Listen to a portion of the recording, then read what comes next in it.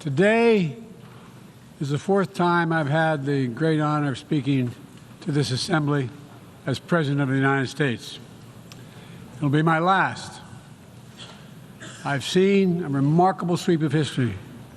I was first elected to office in the United States of America as a U.S. Senator in 1972. Now, I know I look like I'm only 40. I know that. I was 29 years old. Back then, we were living through an inflection point, a moment of tension and uncertainty. The world was divided by the Cold War. The Middle East was headed toward war. America was at war in Vietnam. At that point, the longest war in America's history. Our country was divided and angry, and there were questions about our staying power and our future. But even then, I entered public life not out of despair, but out of optimism. The United States and the world got through that moment. It wasn't easy or simple without significant setbacks. But we would go on to reduce the threat of nuclear weapons through arms control, and then go on to bring the Cold War itself to an end. Israel and Egypt went to war, but then forged a historic peace. We ended the war in Vietnam. The last year in Hanoi, I met with the Vietnamese leadership. We elevated our partnership to the highest level. It's a testament to the resilience of the human spirit and the capacity for reconciliation. That today, the United States and Vietnam are partners and friends. And it's proof that even from the horrors of war, there's a way forward. Things can get better. We should never forget that. I've seen that throughout my career. In the 1980s, I spoke out against apartheid in South Africa. And then I watched the racist regime fall. In the 1990s, I worked to hold Milosevic accountable for war crimes. He was held accountable.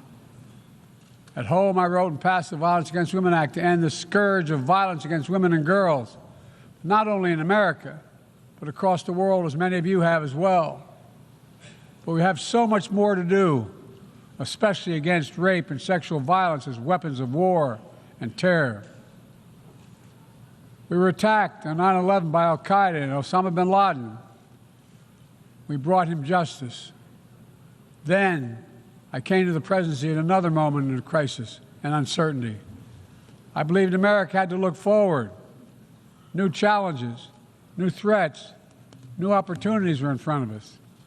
We needed to put ourselves in a position to see the threats, to deal with the challenges, and to seize the opportunities as well. We need to end the era of war that began on 9/11. As Vice President to President Obama, he asked me to work to wind down the military operations in Iraq, and we did, painful as it was. When I came to office as president, Afghanistan had replaced Vietnam as America's longest war. I was determined to end it, and I did. It was a hard decision, but the right decision. 4 American presidents had faced that decision, but I was determined not to leave it to the 5th. It was a decision accompanied by tragedy. 13 brave Americans lost their lives, along with hundreds of Afghans in a suicide bomb. I think those lost lives, I think of them every day. I think of all the 2,461 U.S. military deaths over a long 20 years of that war. 20,744 American servicemen wounded in action. I think of their service, their sacrifice, and their heroism. I know other countries lost their own men and women fighting alongside us. We honor their sacrifices as well. To face the future, I was also determined to rebuild my country's alliances and partnerships to a level not previously seen. We did just that, from traditional treaty alliances to new partnerships like the Quad with the United States, Japan, Australia, and India. I know many look at the world today and see difficulties and react with despair, but I do not. I won't. As leaders, we don't have the luxury I recognize the challenges from Ukraine to Gaza to Sudan and beyond: war, hunger, terrorism, brutality, record displacement of people, a climate crisis, democracy at risk, strains within our societies, the promise of artificial intelligence and its significant risk. The list goes on. But maybe because all I've seen and all we have done together over the decades, I have hope.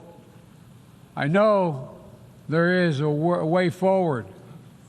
In 1919, the Irish poet William Butler Yeats described a world, and I quote, "where things fall apart, the center cannot hold, mere anarchy is loosed upon the world," end of quote. Some may say those words describe the world not just in 1919, but in 2024. But I see a critical distinction. In our time, the center has held. Leaders and people from every region and across the political spectrum have stood together, turned the page. We turned the page in the worst pandemic in a century. We made sure COVID no longer controls our lives. We defended the UN Charter and ensured the survival of Ukraine as a free nation. My country made the largest investment in climate, clean energy, ever anywhere in history. There will always be forces that pull our countries apart and the world apart: aggression, extremism, chaos, and cynicism, a desire to retreat from the world and go it alone. Our task, our test, is to make sure that the forces holding us together are stronger than those that are pulling us apart, that the principles of partnership that we came here each year to uphold can withstand the challenges, that the center holds once again. My fellow leaders, I truly believe we're at another inflection point in world history, where the choices we make today will determine our future for decades to come. Will we stand behind the principles that unite us? Will we stand firm against aggression? Will we end the conflicts that are raging today? Will we take on global challenges like climate change, hunger, and disease? Will we plan now for the opportunities and risk of a revolutionary new technologies? I want to talk today about each of these decisions and the actions, in my view, we must take. To start, each of us in this body has made a commitment to the principles of the UN Charter to stand up against aggression. When Russia invaded Ukraine, we could have stood by and merely protested. But Vice President Harris and I understood that that was an assault on everything this institution was supposed to stand for. And so, my direction, America stepped into the breach, providing massive security and economic and humanitarian assistance. Our NATO allies and partners in 50-plus nations stood up as well. But most importantly, the Ukrainian people stood up. I asked the people of this chamber to stand up for them. The good news is Putin's war has failed and at his core aim. He set out to destroy Ukraine, but Ukraine is still free. He set out to weaken NATO, but NATO is bigger, stronger, and more united than ever before, with 2 new members, Finland and Sweden. But we cannot let up. The world now has another choice to make. Will we sustain our support to help Ukraine win this war and preserve its freedom, or walk away and let aggression be renewed and a nation be destroyed? I know my answer. We cannot grow weary. We cannot look away. And we will not let up on our support for Ukraine, not until Ukraine wins a just and durable peace in the UN Charter.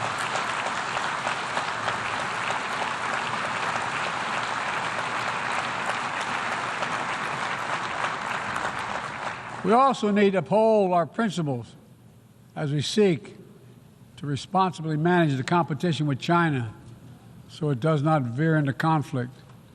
We stand ready to cooperate on urgent challenges for the good of our people and the people everywhere. We recently resumed cooperation with China to to stop the flow of deadly synthetic narcotics. I appreciate the collaboration. It matters for the people of my country and many others around the world. On matters of conviction, the United States is unabashed, pushing back against unfair economic competition, against military coercion of other nations in the South China Sea, and maintaining peace and stability across the Taiwan Straits, and protecting our most advanced technologies so they cannot be used against us or any of our partners. At the same time, we're going to continue to strengthen our network of alliances and partnerships across the Indo-Pacific. These partnerships are not against any nation. They're building blocks for a free, open, secure, and peaceful Indo-Pacific. We're also working to bring greater measure of peace and stability to the Middle East. The world must not flinch from the horrors of October 7th. Any country would have the right and responsibility to ensure that such an attack can never happen again. Thousands of armed Hamas terrorists invaded a sovereign state, slaughtering and massacring more than 1,200 people, including 46 Americans, in their homes and at a music festival. Despicable acts of sexual violence, 250 innocents taken hostage. I've met with the families of those hostages. I've grieved with them. They're going through hell. Innocent civilians in Gaza are also going through hell. Thousands and thousands killed, including aid workers. Too many families dislocated, crowding into tents, facing a dire humanitarian situation. They did not ask for this war that Hamas started. I put forward with Qatar and Egypt a ceasefire and hostage deal. It's been endorsed by the UN Security Council. Now is the time for the parties to finalize its terms, bring the hostages home, and secure security for Israel and Gaza free of Hamas' grip, ease the suffering in Gaza, and end this war. On October 7th,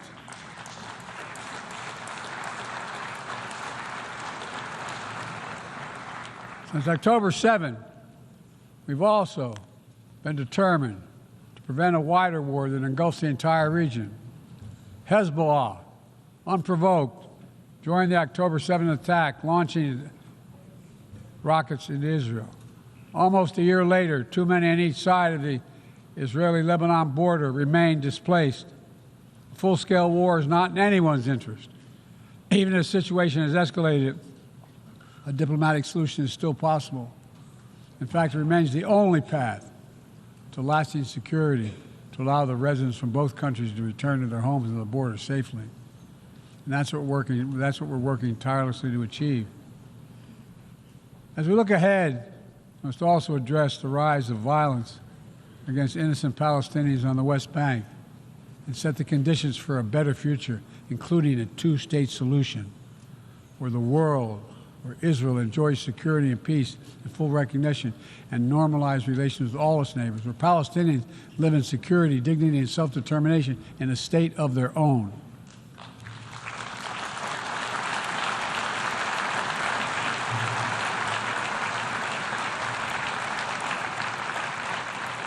Progress toward peace will put us in a stronger position to deal with the ongoing threat posed by Iran. Together, we must deny oxygen to its terrorist proxies, which have called for more October 7th and ensure that Iran will never, ever obtain a nuclear weapon. Gaza is not the only conflict that deserves our outrage. In Sudan, a bloody civil war unleashed one of the world's worst humanitarian crises. 8 million on the brink of famine. Hundreds of thousands already there. Atrocities in Darfur and elsewhere. The United States has led the world in providing humanitarian aid to Sudan. And with our partners, we've led diplomatic talks to try to silence the guns and avert a wider famine. The world needs to stop arming the generals, to speak with one voice and tell them, stop tearing your country apart, stop blocking aid to the Sudanese people, end this war now.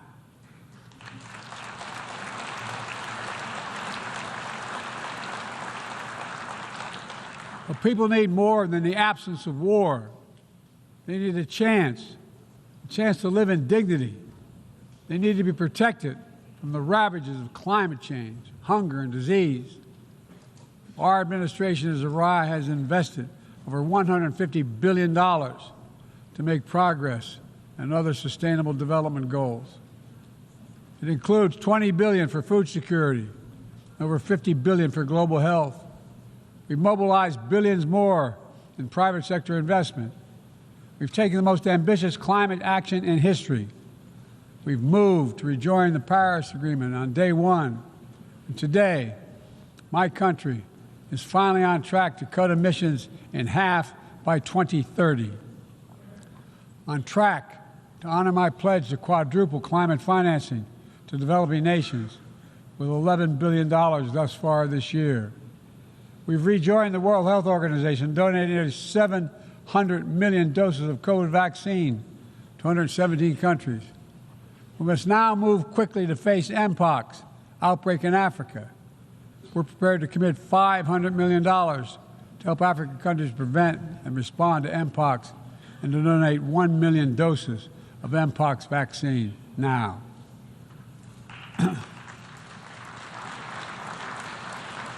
We call on our partners to match our pledge and make this a billion-dollar commitment to the people of Africa.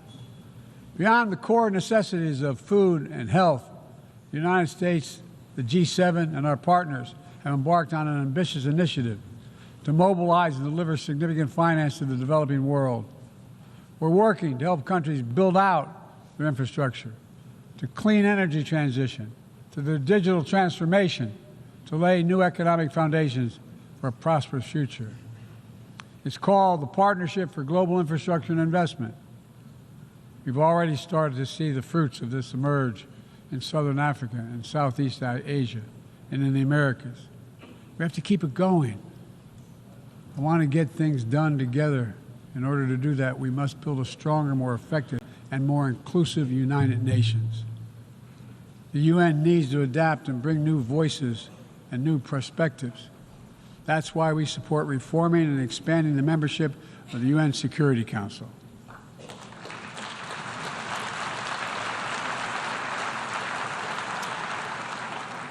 Our UN ambassador just laid out our detailed vision to reflect today's world, not yesterday's.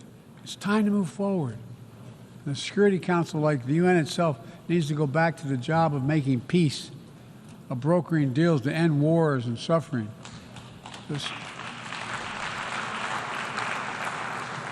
And to stop the spread of the most dangerous weapons, of stabilizing troubled regions in East Africa, from East Africa to Haiti, to Kenya-led mission that's working alongside the Haitian people to turn the tide.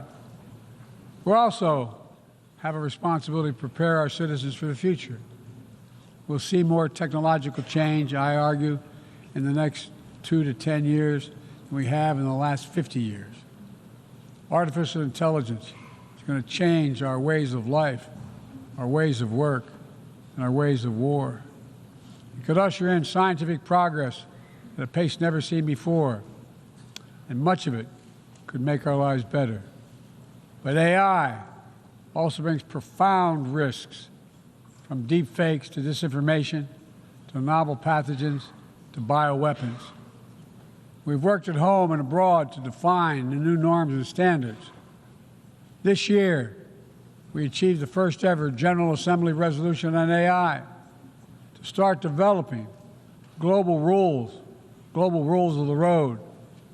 We also announced a declaration on the responsible use of AI, joined by 60 countries in this chamber. But let's be honest, this is just the tip of the iceberg, what we need to do to manage this new technology. Nothing is certain about how AI will evolve or how it will be deployed. No one knows all the answers. My fellow leaders, it's with humility I offer 2 questions. First, how do we as an international community govern AI? As countries and companies race to uncertain frontiers, we need an equally urgent effort to ensure AI's safety, security, and trustworthiness. As AI grows more powerful, it must grow also must grow more responsive to our collective needs and values. Benefits of all must be shared equitably. It should be harnessed to narrow, not deepen, digital divides. Second, will we ensure that AI supports rather than undermines the core principles that human life has value and all humans deserve dignity?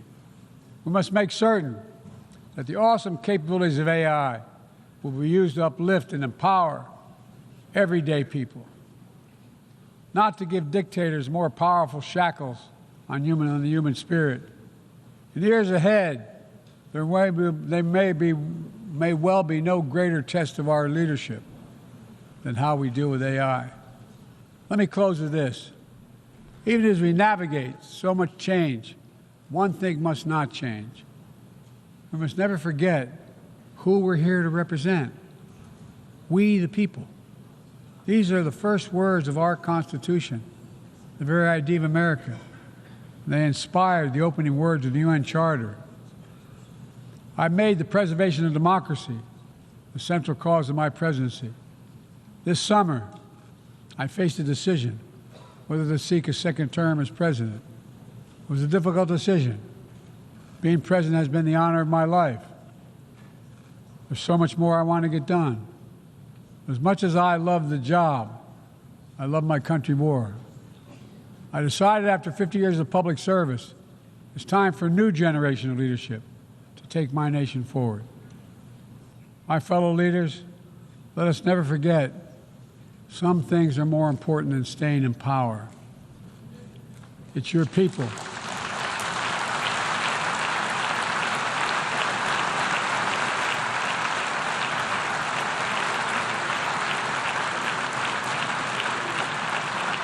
It's your people that matter the most. Never forget, we are here to serve the people, not the other way around. Because the future will be won by those who unleash the full potential of their people, to breathe free, to think freely, to innovate, to educate, to live and love openly without fear. That's the soul of democracy. It does not belong to any one country. I've seen it all around the world, and the brave men and women who ended apartheid, brought down the Berlin Wall, fight today for freedom and justice and dignity. We saw it, that universal yearning for rights and freedom in Venezuela, where millions cast their vote for change that hadn't been recognized. But it can't be denied. The world knows the truth.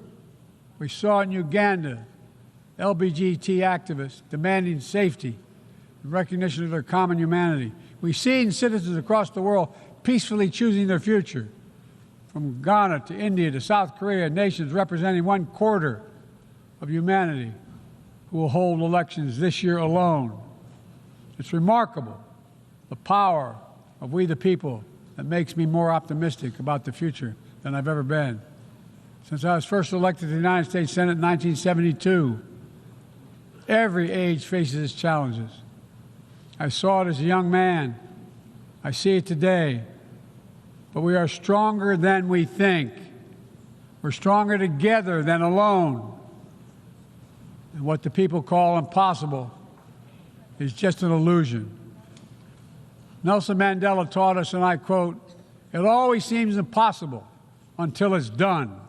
It always seems impossible until it's done.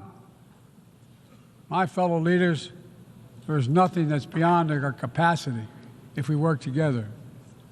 Let's work together. God bless you all, and may God protect all those who seek peace. Thank you.